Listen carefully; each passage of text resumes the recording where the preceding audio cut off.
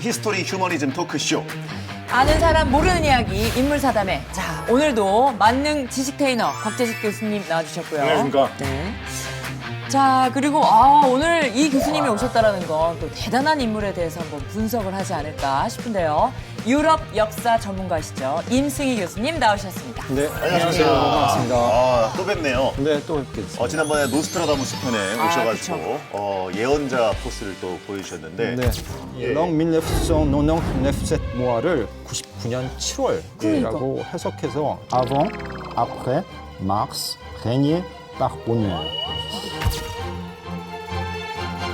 그럼 오늘도 약간 프랑스 쪽으로 가시는 느낌인가요? 예, 오늘도 프랑스 쪽으로 갑니다. 대부분 사람들이 다 아는 인물일 거고요. 불가능은 없다 그러면 누군지 짐작하시겠죠.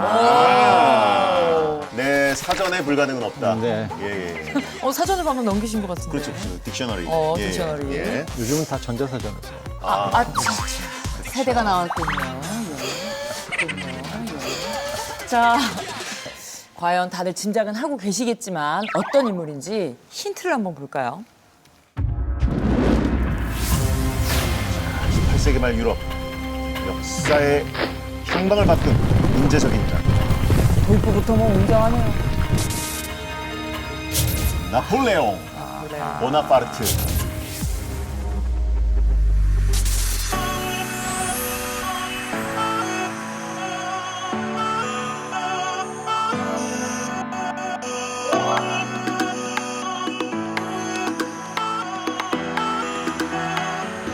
Pour certains un modèle, pour d'autres quelqu'un qu'ils aiment peut-être un peu moins, mais en tout cas ce qui est sûr c'est qu'aujourd'hui tout le monde le connaît. Après on en dit du bien ou du mal, mais c'est quelqu'un qui a fait rayonner énormément le pays. Donc c'était un guerrier, malheureusement. 전쟁. C'est une personne difficile, non? Assez tyrannique, assez difficile. Sa taille, il était 작은 petit, 키 얘기죠. petit, donc sa taille. Et du coup, je pense que c'est ça qui le rendait très tyrannique.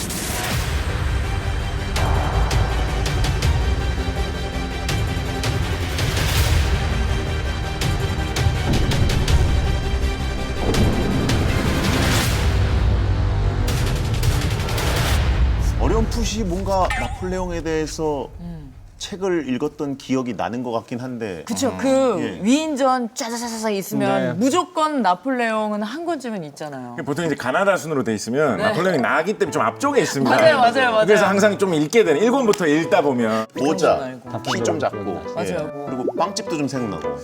맛집이에요. 맛집이. 꼬냑도 좀 생각나는 것 같고. 아하. 예. 요즘에는 과연 나폴레옹이 얼마나 위대한 인물인가, 공은 무엇이고 관은 무엇인가, 좀 논쟁도 프랑스에서는 많이 있는 것 같습니다. 사실 2021년이 나폴레옹 서거 200주년이었다라고 하는데요. 영웅이라고 그렇게 칭송할 만한 거는 아니니까 기념하지 말자, 뭐 이런 의견도 상당히 강해가지고 대립이 좀 있었다라고 합니다. 학살자다 아니면 전쟁광이다 라는 평가도 있고요. 이제 시대가 바뀌고 사회가 바뀌다 보니까 이제 위인으로 평가됐던 것도 이제 새로운 방식으로 좀 평가하는 어떤 이런 움직임이 포착되는 것이 아닌가 그렇게 생각을 해봅니다. 보통 나폴레옹을 뭐 전쟁의 천재라고 하지 않습니까? 전략 전술의 천재. 예. 총 86번의 전투를 치렀고 그 중에 77번을 이겼으니까 승률이 진짜 어마어마한 명장 중에 명장인 거죠. 자, 그럼 이렇게 많은 전투 중에 대표적인 전투가 있다면 좀 소개해 주세요. 뭐 가장 유명한 전투가 아우스터리츠 전투인데요. 아우스터리츠. 1805년에 당시 오스트리아 제국이고 지금은 이제 체코 땅인데 예. 여기서 벌어진 오스트리아, 러시아 연합군 대 이제 프랑스 사이에서 벌어진 전투입니다. 여기에서 이제 나폴레옹이 전략 전술가로서의 진정한 진가가 이제 드러나게 됩니다. 어떤 작전을 쳤습니까? 여기서 이제 나폴레옹이 진영의 오른쪽 우측을 일부러 이제 약하게 보이게 구성을 해요. 적들이 보기에요. 예, 그러니까 적들 입장에서 좌측이죠. 예. 좌측을 공격할 것이다. 그럼 그 사이에 우리는 중앙을 본진을 치겠다라고 하는 작전을 세우게 됩니다. 그런데 실제로 러시아군이 그렇게 움직여요. 근데 그 사이에 이제 나폴레옹은 오케이, 이제 적의 중앙의 방비가 허술해졌으니 이제 본진을 공격하자라고 휘하 장군을 불러서 명령을 내리고 적진의 중앙을 공략하고 괴멸시키는 데 성공하게 됩니다. 어쨌든 이 작전이 성공하면서 이제 러시아군이 후퇴하기 시작하는데 하필 이게 날씨가 춥다 보니까 후퇴하던 게 얼어 있는 호수 위를 이제 러시아군이 후퇴를 해요. 나폴레옹이 그때 명령을 내리는 게 병사들을 조준하지 말고 적군을 조준하지 말고 얼음을 위에서 쏴라. 얼음을 향해서 쏴라. 얼음이 깨지면서 이때 러시아 병사들이 호수에 가라앉아 버립니다. 굉장히 많은 수의 병사들이 사망하게 돼요. 프랑스판 살수대첩이 오, 병법을 잘 썼네요. 근데 당시에 전쟁에 이용한 무기는 이제 뭐 총이랑 대포 이런 것들이 있어요. 예, 가장 중요한 게 이제 대포인데요. 나폴레옹이 이제 병과가 우리 군대 가면 병과를 나누잖아요. 나폴레옹 병과는 이제 포병이었습니다. 프랑스에서 포병은 이제 공부를 잘하는 학생들, 특히 수학에 능한 학생들이 이제 포병 정과를 이제 배치받을 수가 있었고요. 예. 또 전쟁식이다 보니까 프랑스에서 이 대포가 대량 생산된 것도 나폴레옹에게는 하나의 군사적인 이점으로 작용했던 것 같습니다.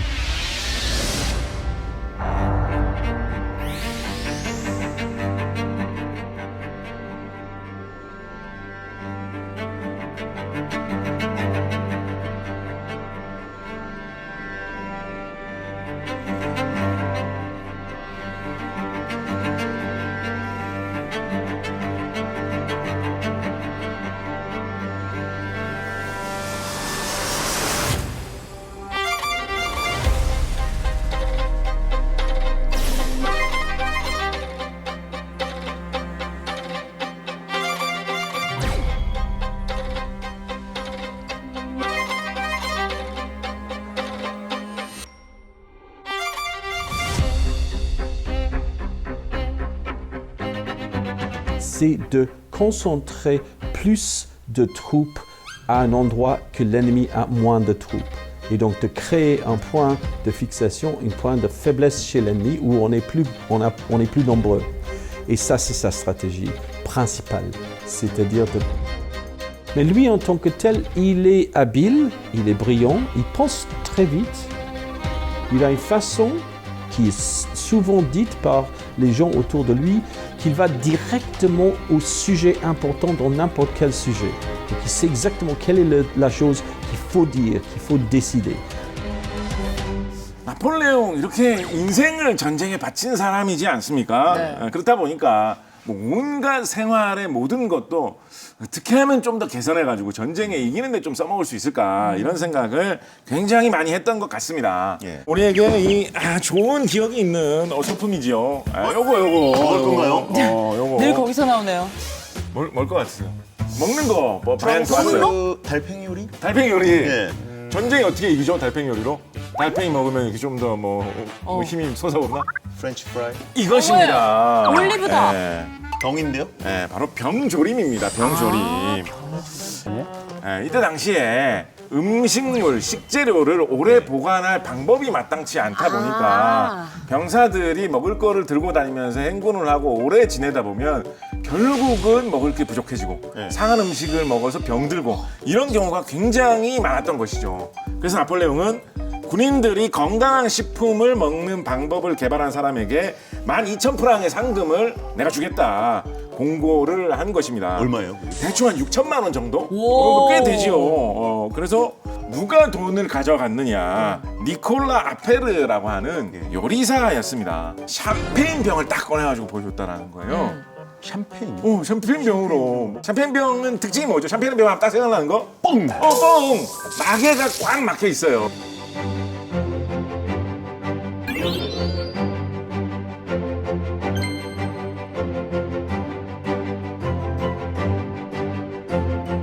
음식물을 병에다가 닫고 뚜껑을 꼭 막아가지고 밀봉을 한 다음에 요거를 한 섭씨 75도 정도 온도에서 데펴가지고 이렇게 살균을 합니다. 안에 있는 세균들, 곰팡이들, 미생물들만 싹 죽는 거예요. 상하지 않고 오래 보존할 수 있는 것이죠. 지금도 이거 저온 살균법이라고 해가지고 요즘도 많이 사용되는 방법인데 나폴레옹 시대에 군사 작전에서 이기기 위한 목적으로 만들어졌다 보시면 되겠습니다. 그때 생겨난 거구나. 뭔가 나폴레옹의 전쟁 성공 요인이 무기와 또 전략 이런 거에만 있었던 건 또 아니라는 느낌이네요. 여기에 이제 나폴레옹의 리더십 그리고 통솔력이 추가가 됩니다. 한 가지 재미난 건 이 나폴레옹이 워낙 기억력이 뛰어나서 네. 웬만한 병사들 이름을 많이 기억하고 있었대요. 그래서 실제로 이거 중요해. 이름을 불러주는 거거든요. 병사 이름 근데 그게 막 몇만 명일 텐데도 그걸 그러니까 쉽지 기억했다. 않아. 아니면 그런 거 아니야? 약간 시차 다르게 얘기했던 거 있잖아. 자네 이름이 뭐였지? 알 것 같은데. 배성재. 배성재. 내가 이 친구를 좋아했다고. 계속 이런 식으로. 이 정도만 해도 사실 황제인데. 이 많은 사람 중에 나를 이렇게 생각했어. 그러니까 말 걸어주는 것만으로도. 나폴레옹한테 재미난 습관이 하나 있었는데 그 상대방 귀를 만지는 습관이 있었대요. 귀를 이렇게 만져주는. 그래서 If you want a lover, I'll do anything you ask me to. And if you want another kind of love, I'll wear a mask for you. 당시 병사들이 이제 나폴레옹 장군 지나가면서 아무개 하면서 이렇게 귀를 만져주면 그걸 친근함의 표시, 나 장군님하고 이렇게 친하다라고 하는 그런 표시로 받아들였다. 그게 뭐 프랑스 문화는 아니고 그냥 나폴레옹이 개인적인 거예요. 너가 뭐 하시노 이런 그치, 건 아니고. 이건데. 그거 말고 잡아당기는 거 말고 약간 이렇게 친구를 어루만진. 안 만져주고 지나가면 되게 섭섭하겠네요. 그치, 저 되게 한번 약간 해보세요. 어떻게 되는지. 서로를 만져. 되게 묘하긴 하네요. 근데 이제 그렇죠? 그 안에 부대에 있는 사람들한테는 그래도 좋은 리더였던 네. 것 같은데요. 이제 또 나폴레옹의 리더십 하면 험준한 알프스 산맥을 넘는다, 나를 따르라 해가지고 올라갔다, 뭐 이런 거 굉장히 유명하지 않습니까? 네. 그 이탈리아 원정 알프 산맥을 넘는 이 당시 상황을 ዣ크 루이 다비드라고 하는 이제 관변 화가죠. 알프스 산맥을 넘는 나폴레옹이라는 작품으로 이제 남기는데 낯익은 그림이에요. 보시면 뭐 말이 이거 하고 있는 맞아, 뭔가 소리는 스틸인데도 막 움직이는 듯한 느낌이 있어. 나폴레옹이 실제로 타고 갔던 이동 수단은 저 백마가 아니라 노새였거든요. 그래서 아마 오른쪽 그림이 저 실제 모습을 상상하면서 그린 그림이고, 많이 다른데요. 좀 다르네요. 네. 왼쪽 그림은 그러면 뭘까요? 약간 이제 좀 미화된 예. 건가? 그렇죠. 이제 극적 효과를 노리기 위한 지금으로 얘기하면 CG가 많이 들어간 그림이라고 포션 보시면 많이 된 거네. 필터가 왕창 들어가. 뭔가- 나폴레옹을 돋보이게 하려는 게 목적이다 보니까 바위 아래에 보나파르트, 한니발, 샤르마뉴 대제 이런 역사상의 위인들의 이름을 나란히 새겨 넣어가지고 내가 이 급이다. 동일시하는. 약간 뭐 그런 것도 있었다라고 합니다. 그 사실 나폴레옹은 이미지 메이킹의 선수예요. 사실 이런 이미지 메이킹은 이제 정치적인 선전이나 이제 선동의 수단이기도 하지만 그 이면에 보면 어떻게 보면 나폴레옹의 컴플렉스 같은 게 좀 있지 않았을까. 컴플렉스. 자기를 있는 그대로 보여주는 것에 대해서 뭔가 다소 부족하다라고 하는 뭐 이런 느낌이 깔려 있는 게 아닌가라고 의심을 해볼 수 있습니다. 못난 모습을 좀 감추고 싶다 이런 네, 심리. 실제로 나폴레옹 유년 시절을 좀 살펴봐야 되는데 나폴레옹이 코르시카라는 섬, 코르시카. 예, 이탈리아 쪽인가요? 그쵸, 이탈리아 쪽이고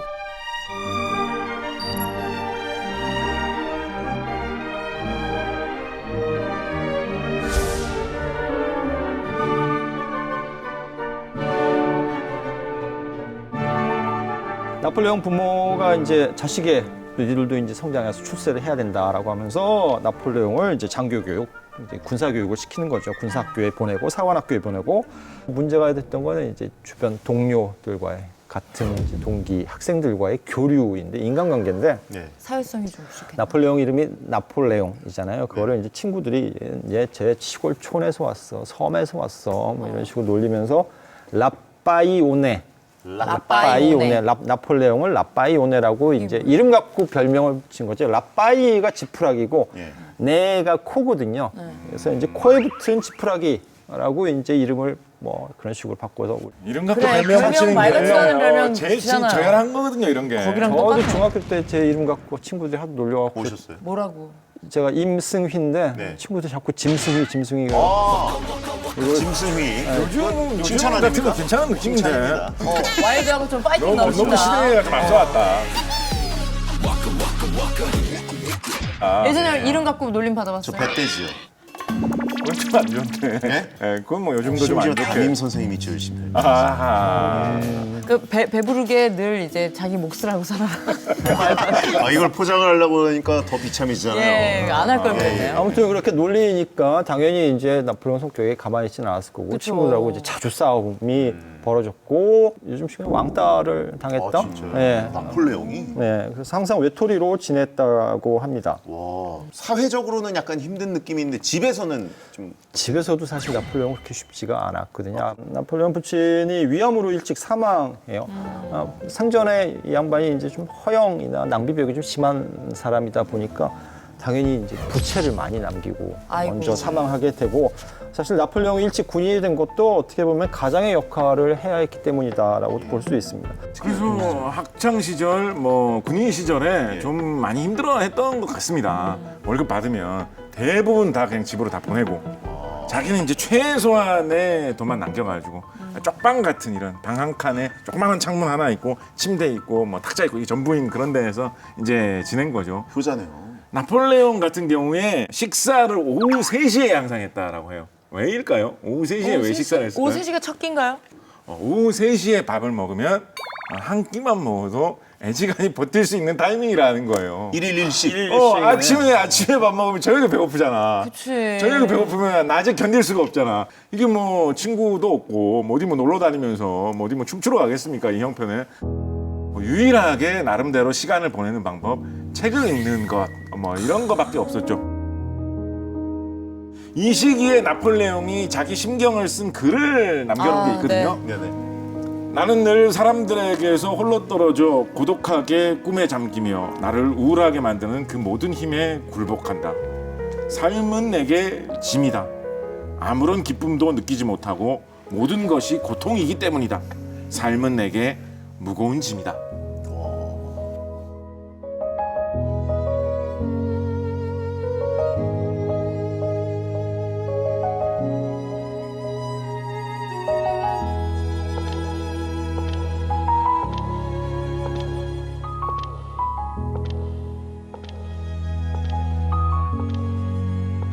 아니 근데 너무 우울해요. 그 작은 독방에서 네. 교류도 없이 그냥 혼자 지낸다고 생각하니까 너무 그냥 우울하고 깝깝하고. 요즘 유행어로 뭐 이생망 느낌인데요. 근데 이제 반대로 좀 생각을 해보면 네.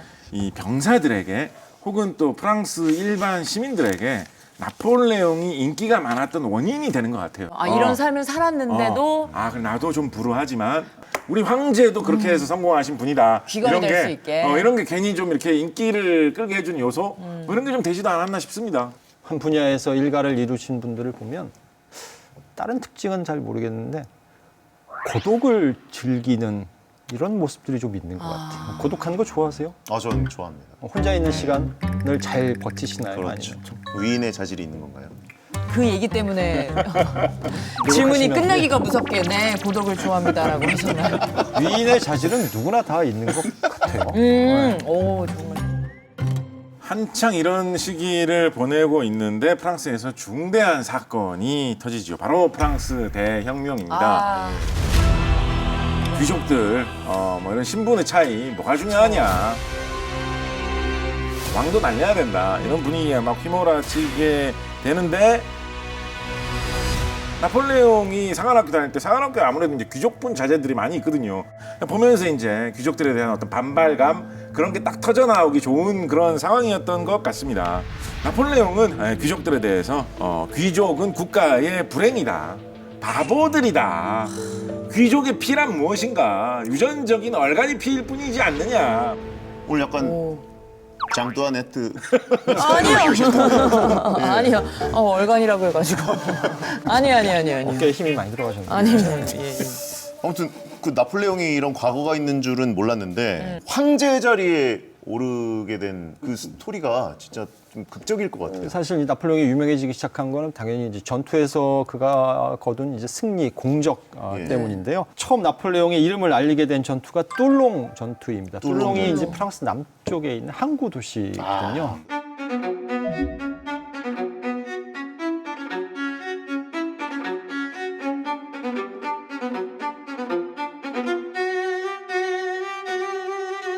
1789년에 이제 혁명이 일어났죠. 그리고 나서 오랫동안 프랑스를 다스려온 왕정을 폐지합니다.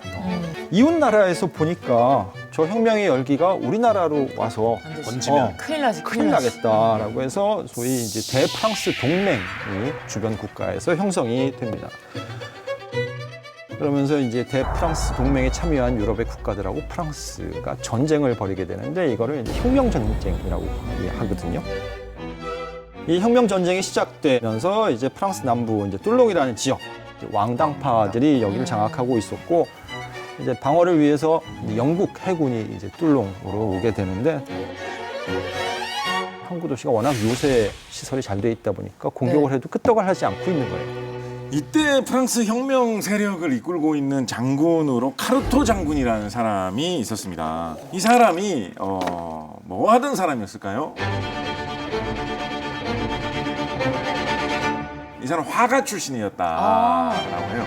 카르토가 전쟁을 준비하면서 아마 전쟁을 할 때 이렇게 고지를 점령하면 좋은 거 아닌가라고 생각을 해가지고 올리오리라고 하는 높은 고지로 가자라고 한 거죠. 근데 이 올리오리라는 곳하고 항구하고의 거리가 한 6km 정도? 당시에 프랑스군에서 사용하던 대포 같은 경우에 대충 사정거리 해보면 한 2km 정도 생각해야 되는 상황이었거든요. 그런데 이제 거기에 뭐 대포를 올려야 된다, 내가 장군이다 이러면서 떵떵거리고 있으니까 나폴레옹이 너무 이 카르토 장군에 대해서 한심하다는 생각을 하게 된 거예요. 답답하니까 이 나폴레옹이 이런 상황을 정부에 이제 보고를 계속합니다. 건너뛰고 위로 가는 그렇죠. 결국 어떻게 되냐면 이제 카르토가 이 뚫롱 포위 작전을 지휘하는 이제 사령관직에서 물러나고 다른 부대로 배치가 되고 그 자리에 새 사령관이 들어서게 됩니다. 이 새 사령관이 나폴레옹의 작전대로 이제 그걸 받아들여서 결국은 영국군을 몰아내는데 해군을 몰아내는데 성공하게 됩니다. 이 전공으로 인해서 나폴레옹은 3개월 만에 장군으로 고속 승진. 몇 살 때요? 이때가 24살? 24살이에요? 예. 24살이면 사회초년생이네. 경장 나이인데? 확실히 좀 야심도 있고 예. 약간의 권력욕도 좀 있지 않았나. 네, 그렇다고 볼 수 있죠. 인정을 받았으니까 나폴레옹 그다음에 그림에서 봤던 다비드의 그림에서 봤던 것처럼 알프스 산맥을 넘어서 이탈리아 원정에 나서게 되고 이탈리아 원정까지 성공적으로 마치게 됩니다. 이게 이제 프랑스에서 알려지면서 프랑스의 나폴레옹의 인기가 이제 점점 올라가게 되는 거죠. 그런데 이제 나폴레옹은 이제 여기서 물 들어올 때도 저라고 더 하셨듯이 가나요? 이제 더 가자. 그래서 어디로 가냐면 이번에는 이집트. 아프리카까지 네. 진출하는 거예요? 오. 피라미드까지? 당시 영국이 이제 세력을 뻗치고 있던 길목이 이제 이집트였는데 이집트 원정에 나서서 초반에는 성공을 거둬요. 그런데 영국이 사실 육군보다는 뭐가 강하죠? 해군이 강하죠. 당시 영국 해군을 이끌고 있던 유명한 제독이 넬슨입니다.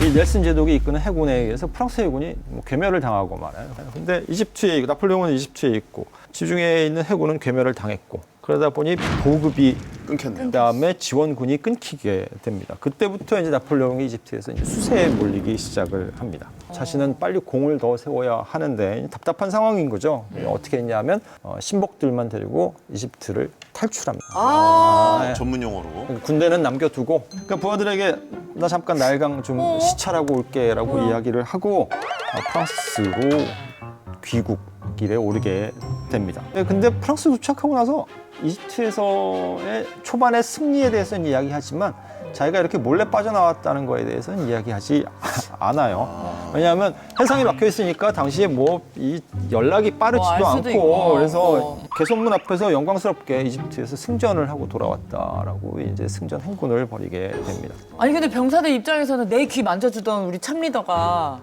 갔어. 그럼 어떻게 남아있는 병사들? 사실 이제 배신감은 컸겠지만 그렇죠. 근데 실제 남아있는 병사들은 뭐 할 수 있는 게 별로 없는 거죠. 그래서 2년간의 전투가 이어지는데 결국은 지휘관 없는 프랑스군 한 15,000명 정도가 이제 항복을 하게 됩니다. 근데 그러면 항복이면은 그 사람들은 증언을 할 수 있잖아요. 나폴레옹 우리 버리고 도망갔다. 나일강으로 간다더니 세느강으로 갔다. 근데 어떻게 도망 나온 전력이 있는 나폴레옹이 왕위까지 오르게 된 거예요? 그러니까. 이게 좀 때가 잘 맞았다라고 할까요? 이거 뭐 하늘이 도왔다고 할까요? 운이 좋다라고 할까요? 이집트 원정에서 도망 나오고 나서 한 달 정도 지났을 때 네. 프랑스에서 이 혁명 정부가 체제가 완전히 자리 잡지 않아가지고 좀 혼란스러운 그런 상황이 있었는데 그때 당시에 어느 정도 권한이 있던 주요 인사 중에 한 명으로 에마니엘 조제프 시에스라는 사람이 있었습니다.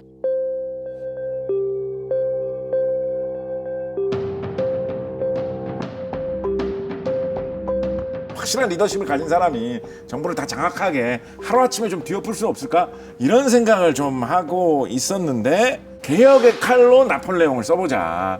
나폴레옹이 군대를 이끌 수 있는 그런 위치에 있으니까 나폴레옹 입장에서도 지금 뭐 아프리카까지 가가지고 뭐 대원정을 한다 뭐 이렇게 했는데 별로 똑똑하게 안 풀렸잖아요. 맞아요. 이 상황에서 이런 뭐 큰일을 해보자 이런 좋은 제안이 기회지. 나오니까 여기에 한번 내가 걸어볼까 이런 생각을 좀 했던 것 같아요.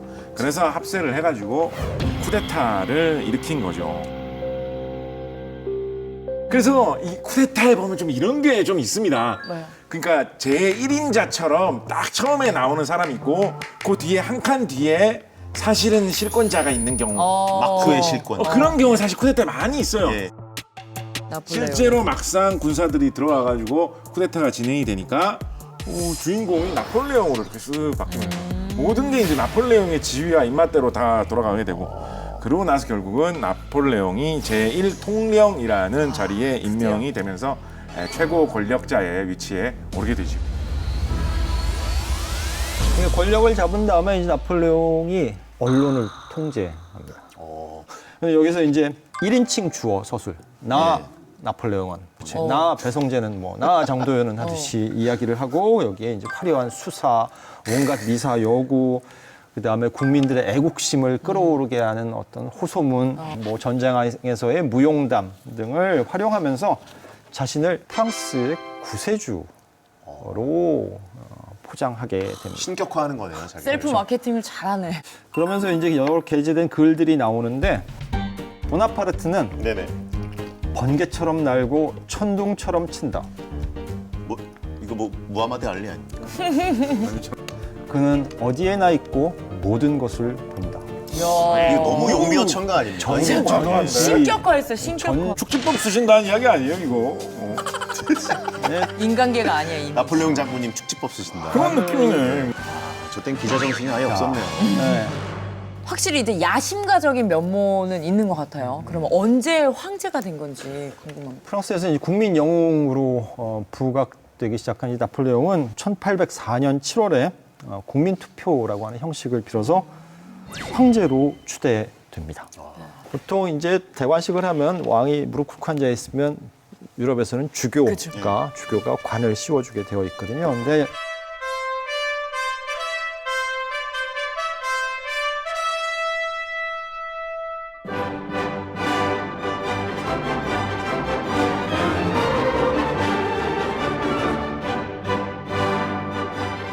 여기 보면 성직자가 왕관을 씌워주는 것이 아니라 셀프. 그쵸. 본인이 자기 머리에 쓰는 나의 스스로의 힘으로 읽었다라는 것을 표현하고 있다고 볼 수 있습니다. 그래서 이제 제가 네. 요거를 좀 더 자세히 보기 위해서 또 이제 준비한 것이 있습니다. 뭐예요? 뭐죠? 뭐가 거대한 크게 그림. 들어오는데. 루브르에서 가져오신 건가요? 괜찮아요? 저희 이거 봐도. 오! 이게 뭐야? 저 그림이다.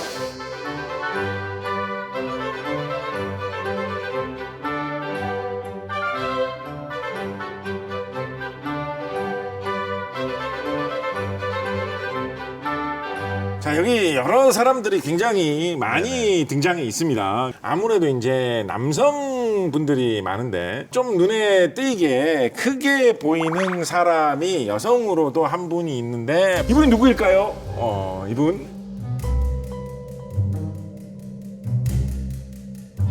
나폴레옹 어머니입니다, 어머니. 이거 딱 어머니 네. 포스신데요. 네.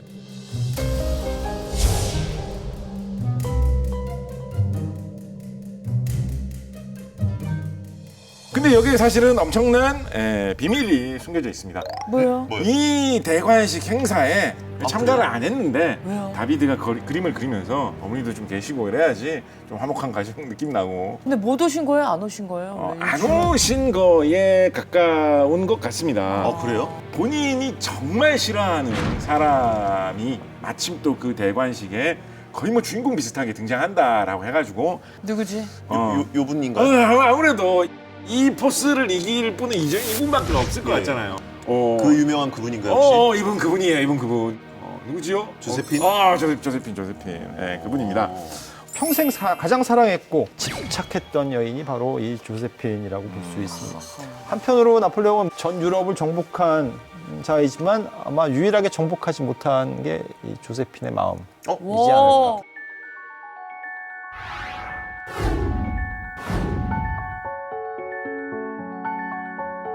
도대체 이 조세핀한테 무슨 매력이 있길래 나폴레옹이 이렇게 홀딱 빠졌을까? 어떤 여인일까? 사실 이 다비드의 나폴레옹의 대관식에서는 좀 잘 나온 것 같아요. 당시 기록에 따르면 그렇게 미인은 아니었다고 합니다. 대신 성적인 매력이 굉장히 강했던 여성으로 평가를 받았습니다. 그래서 실제로 많은 귀족들의 회고록을 보면 네. 조세핀과 잠자리를 했다라고 하는 이야기들이 나옵니다. 나중에는 나폴레옹 휘하의 장교, 부하 장교죠. 부하 장교도 조세핀과 잠자리를 했다라고 이야기를 할 정도라고 하니까요. 거기다가 이제 계산적이고 약삭빨라서 자신이 그런 성적 매력이 있다는 거를 본인이 잘 알고 있는 거예요. 그러니까 이걸 이용해서 경우에 따라서는 뭐 그들의 정부가 돼서 자신의 금전적인 문제를 해결하기도 하고 사치를 부리기도 하고 이런 면모를 보인 여성입니다. 와, 근데 나폴레옹의 마음까지 사로잡은 거예요. 호호.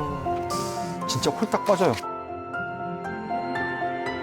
사치를 좋아한다 뭐 이런 이야기도 그러니까. 뭐 퍼져 있고 뭐 이러니까 당연히 이제 반대하는 사람들이 많이 있었습니다. 그럴수록 더 좋아지잖아요. 막 모든 걸 막 만류를 다 그죠, 다 엎어놓고 결혼식에서는 3시간이 늦어서 나폴레옹이 신부를 기다렸다라고 하거든요. 아니, 무슨 매력이야. 신랑 입장한 다음에 신부 입장할 때가 3시간. 아니 안 왔답니다. 하긴 또 3시간에 기다리면 이 정도면 결혼 그냥 화가 나는 건데. 그런데도 나폴레옹이 평생에 보낸 7만 5천 통의 편지 중에서 대부분 조세핀에게 보낸 편지들이 많다고 하거든요. 와. 그러니까 얼마나 나폴레옹이 빠졌네, 조세핀에 빠졌어. 푹 빠져 있었는지 알 수가 있지요. 하나 제가 그래서 가져온 게 있습니다. 요거 약간 좀 이 프랑스 문제가 와인 한 잔 하고 딱 썼겠네요. 제가 이거 한번 읽어볼게요. 읽어볼게요. 아침 7시 나는 온통 당신 생각으로 잠에서 깼소. 아침부터 썼네. 지난밤에 황홀했던 기억에 나의 오감은 아직도 쉬지 못하오. 누구도 견줄 수 없는 사랑스러운 조세핀. 당신의 입술과 당신의 가슴에서 일어난 불길이 나를 태워버렸소. 1000번의 키스를 보내요. 요 다음에 이어지는 말이 이게 진짜 프랑스 로망스입니다. 얘기해줘. 들어보세요. 그렇지만 내게는 당신의 키스를 절대 보내지 마시오. 그러면 내 피가 불탈 테니까. 야, 아침 7시 공복에 이런 글이 나온다고요? 저는 한국 남자들이 좀 배울 필요가 있다 생각을 합니다. 어떤 점을요? 프랑스에서는 19세기 초에 군인 아저씨인데 이런 정도의 연애 편지 가능했다. 아니, 원래 군인이 편지를 잘 쓰긴 해요. 그렇긴 하죠, 그렇긴 하죠. 군인 때가 제일 잘 씁니다. 네. 저 개인적으로는 100% 확신하는데 조세핀은 나폴레옹을 사랑하지 않았어요? 전혀 사랑하지 않았어요. 그거 어떻게 확신하시죠? 100%라고 하셨는데. 감이 그래요. 제 감이 아무리 봐도 조세핀은 나폴레옹을 사랑한 것 같지는 않아요. 나폴레옹이 이탈리아 원정에 가 있으면서 네네. 조세핀에게 계속 편지를 보내거든요. 그러면서 와달라고. 당신이 옆에 있었으면 좋겠다고. 파리에 있는 조세핀한테 편지를 보내는데 조세핀 편지를 열어보지도 않아요. 저희 왜 계속 문자, 카톡 보내는 사람들 있죠? 그다음에 자기 메시지 읽었나 안 읽었나 확인하고 일이 없어진. 안 읽씹을 한 거예요? 그쵸. 읽지도 않고 그냥 보지도 않고 그냥 비행기 모드로 해놓은 거야. 네, 나폴레옹은 혼자 이제 안달 복달이 나서 계속 편지를 보내고 구애를 하고 애가 타네. 이런 모습 보면 나폴레옹 적절한 표현이 찌질함? 사랑 앞에서는 조세핀 아무리 앞에서는 정말 나폴레옹도. 찌질함의 극치인 것 같아요. 어떻게 보면 나폴레옹이 전술의 천재잖아요. 네네. 그 싸워서 한판 승부를 겨뤄서 이긴다. 네. 이런 거에 좀 능했던 것 같아. 그렇지만 조세핀은 밀었다가 당겼다가 그치. 피가 사람의 맞다가 마음인데. 풀어줬다가 잊을만 하면 관심을 보이고 관심을 보이면 냉정한 척하고. 여자를 상대하는 전술에 있어서는 상당히 좀 없는 부족합니다. 거죠. 부족한 게 너무 아니라 내가 보기에는. 파이팅이었네요. 사실 조세핀 보면 그 요조스 정숙한 부인은 아니거든요. 근데 왜 이렇게 문란한 여성과 사랑에 빠졌느냐, 나폴레옹이 정신을 못 차렸느냐에 대해서 이제 후대 이제 심리학자들이 해석하기를 이게 마더 컴플렉스라고 하죠. 어머니 컴플렉스가 있었던 것이다라는 해석을 많이 합니다. 나폴레옹의 모친도 사실 나폴레옹이 어렸을 때 바람이 나거든요. 아, 어머니가. 네. 근데 아버지는 그걸 알고 있어요. 알고 있으면서도 본인의 자리 보존을 위해서 그걸 묵인하고 나폴레옹은 그걸 다 보고 있고. 아마 부정한 엄마의 모습 또 엄마에서 어렸을 때 받지 못했던 그 사랑받고 싶은 마음 이것이 이제 무의식적으로 작용한 것이 아닐까. 그래서 조세핀으로부터 사랑을 받고 싶다. 그래서 자기가 어렸을 때 받지 못한 엄마에 대한 사랑을 채우고 싶다라고 하는 그러한 심리가 작용한 게 아닐까. 하지만 뭐 조세핀 복잡한 남자 관계는 결혼 이후에도 계속되고요. 여기에 이제 사치스러운 생활까지 겹쳐져서 두 사람 사이의 관계가 화목할 리는 없고 계속 끊임없이 뭐 잡음이 들리게 됩니다. 아직도 남아있는 조세핀을 위한 대저택. 우와. 말메종 성입니다.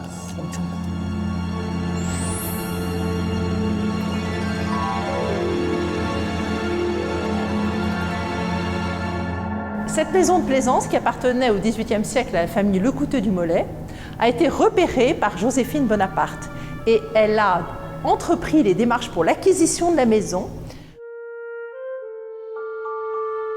조금 소박한 편인데요, 나폴레옹은. 넓이도 좀 더 좁은 것 같고요, 오히려. 침대 사이즈가 좀 그러네. Un lieu de délassement parce que Napoléon Bonaparte, au moment du consulat, comme premier consul, travaille à la fois aux Tuileries et ici à Malmaison.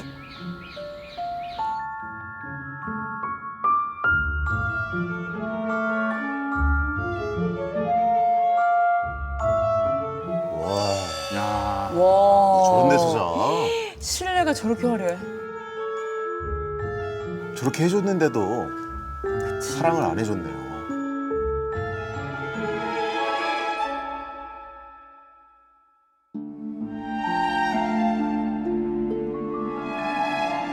Et en 1809, au moment du divorce, Napoléon a donné la maison à l'impératrice Joséphine avec tous les trésors, toutes les collections qui étaient dans la maison. Et l'impératrice Joséphine y a vécu jusqu'à sa mort en 1814, jusqu'au 29 mai 1814.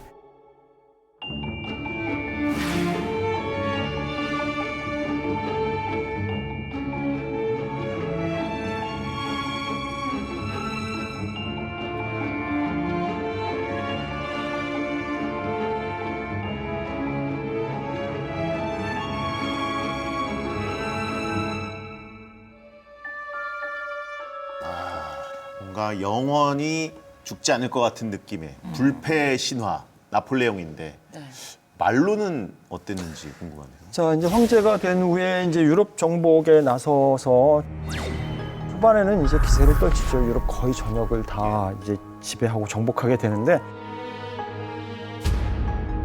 마지막에 러시아 원정을 이제 떠나게 되거든요.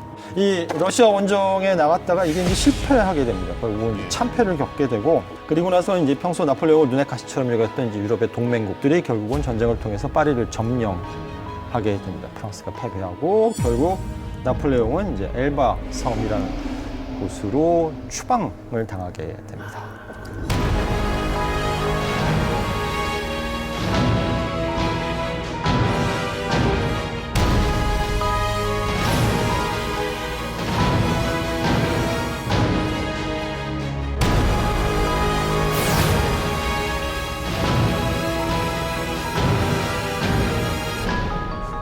워털리 전투에서 결국은 패배를 해가지고 나폴레옹은 세인트 헬레나 섬으로 유배를 가게 되었고요. 유배 생활은 그럼 좀 어땠습니까? 이게 영국령이고 그래서 이곳에 이제 롱우드 저택이라고 불리는 시설이 있었는데 굉장히 시설이 열악했다라고 합니다. 그러니까 쥐 막 돌아다니고 이질이 끓고 하는 창궐했던 곳이었는데 예. 사실 이 시설보다 더 나폴레옹을 괴롭혔던 것은 이제 나폴레옹을 감시하고 관리하던 당시 총독부가 파견한 허드슨 로우라고 하는 이제 관리인, 인간적으로 계속 모욕을 주었다고 합니다. 심심할 때마다 지나가면서 나폴레옹 뒤통수 치고, 포도주도 성한 포도주가 아니라 썩은 포도주, 그것도 그냥 주는 게 아니라 침을 뱉어서 주기도 하거나, 나폴레옹이 책을 읽고 있으면 보는 앞에서 책을 뺏어다가 책을 찢어버리기도 하고. 네, 그러니까 아마 이 허드슨 로우도 영국 사람으로서 나폴레옹을 정말 싫어했던 것 같아요. 영국의 입장에서는 나폴레옹은 워낙 신화 같은 존재이고 그 위상을 자꾸 깎아내리려고 했을 것 같아요. 얘도 인간이다. 바로 처형하거나 하기보다는 그렇죠. 저런데 외딴 데 보내놓고 쓸쓸하게 점점 병들어가지고 바로 죽여버리면 어떻게 보면 프랑스인들의 입장에서는 순교자처럼 처형받을 수가 있기 때문에. 말년에 나폴레옹이 이 몸이 상당히 안 좋았다고 합니다. 병세가 악화가 되어가지고 두통, 기침, 메스꺼움, 오한 뭐 별별 증상을 다 겪었는데 공식적인 사인은 위암이라고 합니다.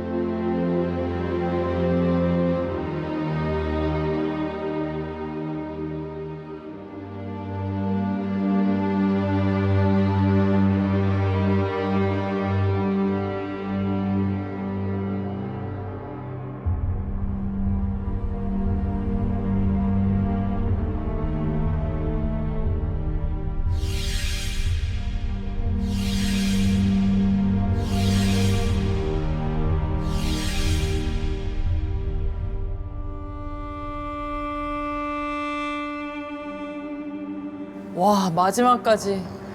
그러니까 저 고통스러운 와중에도 이제 죽기 전까지 프랑스, 군대, 조세핀을 외쳤다고 하니까 어떻게 보면 이 세 단어가 이제 나폴레옹의 일생을 대변하는 듯한 느낌이 듭니다. 나폴레옹이 이렇게 무너진 다음에 나폴레옹 관련된 뭐 그림이라든가 물건이라든가 이런 게 좀 다 폐기됐거든요. 그런데 시일이 좀 흐르고 나니까 오히려 대중들이, 일반 시민들이 나폴레옹 뭐 메달, 나폴레옹 조각상 이런 걸 자꾸 만들어가지고 인기가 이렇게 좀 늘어나고 뭐 이런 게 있었다라고 합니다. 대중들 사이에 뭔가 그리워하는 마음 이런 게 상당히 그래도 오래 갔던 것 같아요.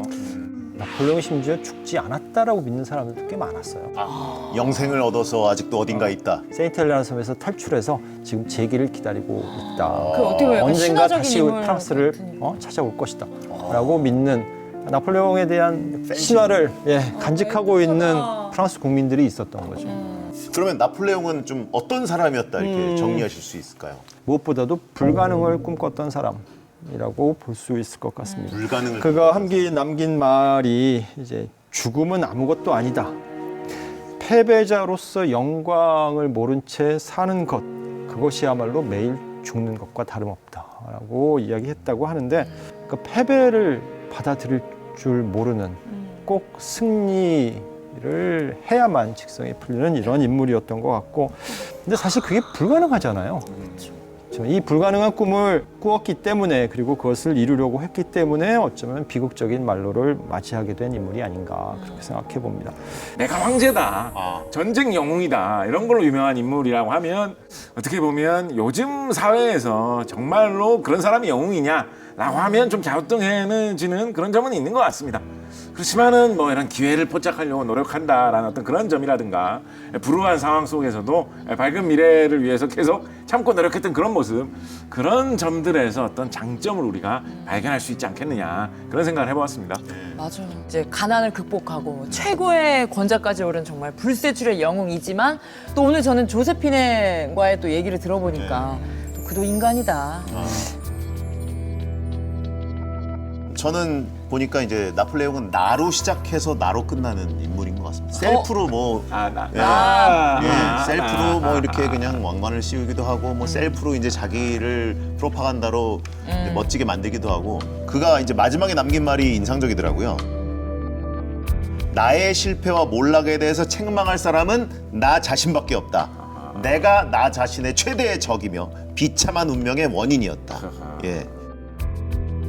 영웅이 되고자 했던 욕망의 끝이 무엇인지 그 나폴레옹은 알고 있지 않았을까 하는 생각이 듭니다. 자, 오늘의 인물 사담회 여기까지입니다. 네, 다음 이 시간에는 무하마드 알리로 찾아뵙겠습니다. 고맙습니다. 고맙습니다. 고맙습니다. 수고하셨습니다. 수고하셨습니다. 세계의 정치, 사회, 문화에 엄청난 영향을 끼쳤던 중요한 인물. 통산전적 61전 56승 37KO 복서 중에 복서 무하마드 알리. 괴물 중에 괴물이고 진짜 역사에 남을 만한 복서기 때문에. 와, 저건 장난 아니다. 알리 수다스러울 만큼 말이 많아가지고 별명이 떠버리 시절도 있었다라고. 징병을 거부하면서 반역자라고까지 하는 오하이오 강에 가서 자기의 금메달을 내던져버리면서 아니야, 아무도 할 수 없다.